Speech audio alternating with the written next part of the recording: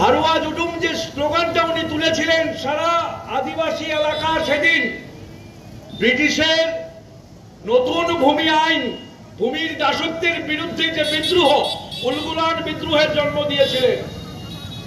1899 সিধু কানহুর ডাকে যে আওয়াজ উঠেছিল সেটাও ছিল আমার দেশ আমার অধিকার। 1857 যে প্রথম স্বাধীনতার যুদ্ধ, সেই যুদ্ধে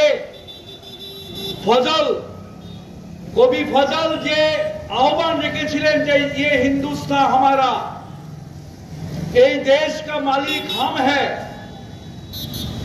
এই স্বাধীনতার এই তিনটা যুদ্ধ থেকে তার পরবর্তী সংগ্রামের মধ্য দিয়ে 1949-এ যে সংবিধান গৃহীত হয়েছিল, সেই সংবিধানের প্রস্তাবনায় আমরা ভারতের জনগণ স্বাধীন, সার্বভৌম, সমাজতান্ত্রিক, ধর্মনিরপেক্ষ, গণতান্ত্রিক এই প্রজাতন্ত্র আমরা গঠন করেছি, যেখানে ভারতের প্রতিটি নাগরিকের স্বাধীনতা, সমতা, ন্যায় এবং সৌভ্রাতৃত্ব সুনিশ্চিত থাকবে।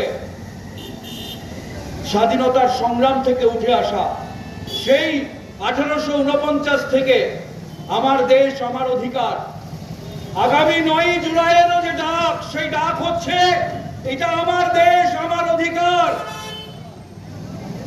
আমরা যারা শ্রমিক এই দেশকে গঠন করেছি, আমরা যারা কৃষক রক্ত এবং শ্রমের বিনিময়ে যে মাটি চাষ করে অন্নদাতা হয়েছি এই দেশকে নির্মাণ করেছি, আমরা আমাদের অধিকার চাই।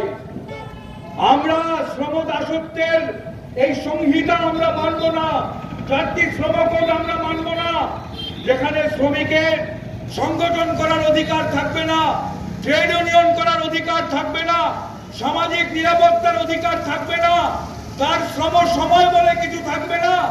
গত পরশুদিন দেখেছেন কেন্দ্রীয় মন্ত্রিসভা একটা নতুন নীতি প্রণয়ন করেছে, নতুন একটা নির্দেশ দিয়েছে যে এমপ্লয়মেন্ট লিঙ্কড ইন্টেনসিভ বলে কর্মসংস্থানের জন্য বড় বড় কর্পোরেট কোম্পানিকে আর্থিক সহায়তা দেওয়া হবে। আমার